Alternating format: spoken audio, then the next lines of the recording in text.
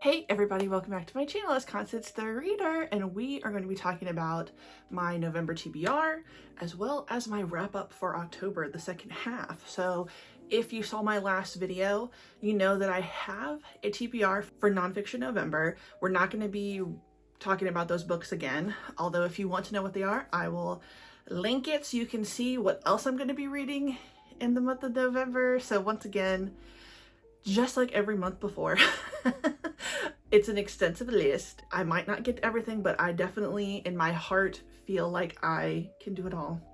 So we're going to talk about what I will be reading and then what else I finished reading this month. And it was a really good reading month. I'm really happy with everything I read. Yeah, I have no complaints. So without further ado, let's get into the manga that I finished in the last half of October. And I'll do it really quickly for y'all because, you know, some of these are ongoing series that I'm reading. So volume 54 of Bleach, still really enjoying the series. No, I have not finished the box set, obviously. I am hoping to get further along. I don't know if I'll actually finish the box set in the month of November, but we will keep our spirits high on it. The newest volume of Mirako-chan, this was really funny, but also very scary. I even cried at the end of it because, as I've mentioned about this series, it's a lot more than it seems. Like, it still has the spooky, scary, like, spirits that keep bothering her, but there's also moments where we see ghosts and spirits who have more of a story to them. It's not just a scary spirit. Sometimes it's a little bit more than that. And I feel like the way that this ended was so good. Dawn Volume 5, still really enjoying this series. This one was even more like creepy than the last ones because they're going back to his house to figure out what happened to his parents and if he's being haunted. And the way this one ended was interesting. We kind of didn't get a resolution for what ends up happening to this character, so I assume we're going to see what happens to him in the next volume, but I'm liking it so far. Okay, so I tried out this volume and I'm glad I only bought the first one because I don't think I will be continuing on with the series, at least not by buying it. I read From the Red Fog. I did kind of did I say last time that I felt like this might be giving like Jack the Ripper? It is kind of. So it's like this character here, his mother was like a serial killer and he's been like chained up in the basement. Like, what? So of course you're like, oh my god, I'm so sorry for you. But he's also a little sadistic. I mean, he is his mother's son. So yeah, it's pretty brutal. It's not even just, ooh, serial killer vibe. Some of it's like beating people's ass. So yeah, it's like I'm intrigued to read the next two volumes, but I don't want to buy them. So if I can find these for free, like on an app or something, I'll try to read it. But I definitely do not want to own anymore. Then I read the first two volumes of Rose and Blood. This was actually a pretty good series. So it is about a young woman who is on her way to be a maid in somebody else's household. The carriage is attacked. She is the only one who survives, and she ends up in this mansion that is just filled with hot men. Hello. And they're sucking on these red crystals that happen to be blood, but she doesn't know that until later. And yeah, obviously they're vampires. They're sexy, hot vampires. And then there's a little bit more to the story. I enjoyed it. I am going to continue reading that series. It's kind of like a reverse harem in a way because everybody wants a piece of her. I don't blame them. But some of them are more sadistic than others. Like, it's clear who kind of got off on doing the things that they've been doing and the ones who have somewhat a guilty conscience. And if they go too long without eating blood, it gets really crazy. She's in danger, obviously. It's a wild ride. Next, I read the first volume of Happy Sugar Life. Really good. I think I have the next two volumes in the series and I will be continuing on with it. Basically, it's about our main character. She is like a high school girl, I believe. It seems like she's in high school. And she was kind of known in high school for kind of getting around and sleeping around with people. And all of a sudden, she's like, no, I'm not interested in that anymore. I'm in love now. Who she's in love with, this young girl who she considers her sister or like a daughter. It's like an interesting relationship. It's not creepy, like inappropriate creepy. Besides the fact that how does she have this child in her house? That's kind of creepy. But the way this ended, one of the characters, okay. I like it. I like it so far. I am interested to see where the series goes. If you've read it, let me know what your thoughts are in the comments. But so far, I think it's pretty good. Very bloody. She will do anything to protect this young girl. I read the next 2 volumes of Apothecary Diaries. The 10th volume comes out this month. I'm so excited. Absolutely enjoying this series so much. It is definitely one of my favorite series. I mean, that's just a fact. I have finally watched the anime and it was really good. Although the last episode, you can tell they cut some corners on the animation, okay? If you watched it, we can talk about it in the comments because I do feel like they cut some corners, but you know, it is what it is. But still, absolutely loving the series. I talk about it all the time. I recommend it to all my friends. It is worth a watch. Next, I finally read the 4th volume of Freeran. Still really enjoying this, and I do want to watch the anime. Next, I really love I'm in Love with the Villainess. I read the first 2 volumes, and I love this series. It's so good. Basically, one of our main characters, Rei, she is kind of like isekai'd, but into an otome game. She's played this for hours and hours and hours, but she has always been in love with the villainess. The thing about this one is that the guys are supposed to fall in love with you, not you supposed to fall in love with her. So it's a really cute dynamic because the villainess is mean to Rei, but she's still, it's so hard to explain.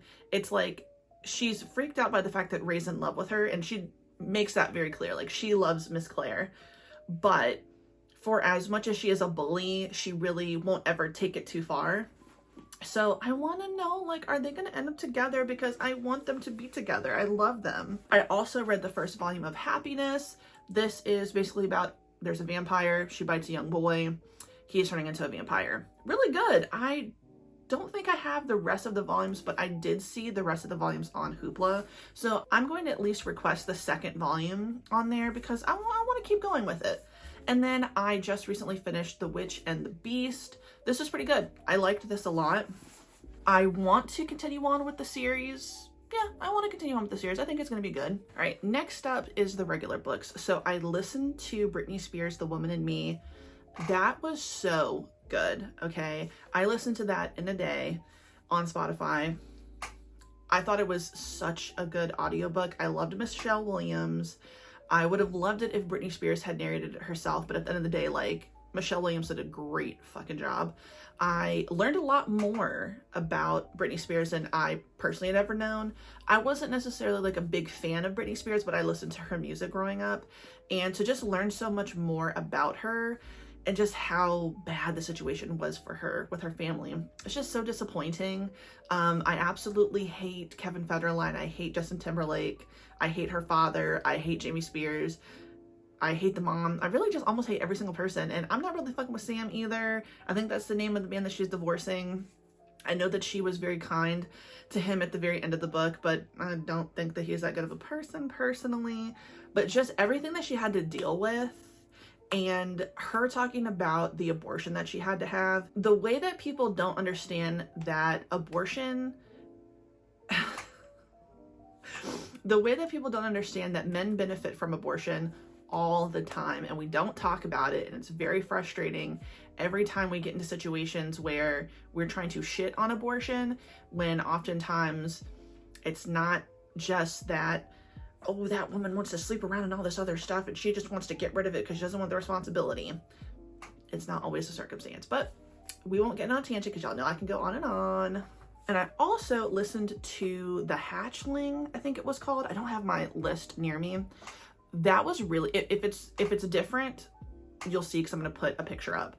That was a very interesting book. So it was another book that I was trying to read for Halloween, and it's not just a standalone book, so I do kind of feel like the pacing was the way it was because we know that there's going to be a second book. And there's a second book. There might even be a third book. So I liked it. Spiders are fucking creepy. And if you're not into spiders, don't listen to it because it's pretty wild. But I will be listening to the second book. I think that the narrator for the audiobook was really good. I think that the premise of the book is really interesting, and I want to see, because there's going to be romance, okay? I want to see where the romance is going to go in this horror book. It was fantastic. All right, so now we're going to talk about everything else I want to read in the month of November. another rapid fire situation.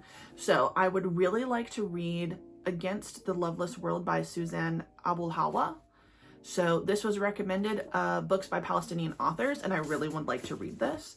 So I don't have the second book with me, but I will be reading the second book in the Ivory Key duology. I'm pretty sure it's a duology, and that is The Crimson Fortress. I already pre-ordered my book. I can't wait to read it. I need to finish reading Blackmail in Babinka. I started this when I thought I was going to have jury duty, and then they called us and said that we don't, which is really fantastic for me. I need to finish Falling Kingdoms by Morgan Rhodes. I did not finish this last month, which I was really feeling like I was going to, but clearly I didn't. Is what it is. And I also want to read The Hurricane Wars.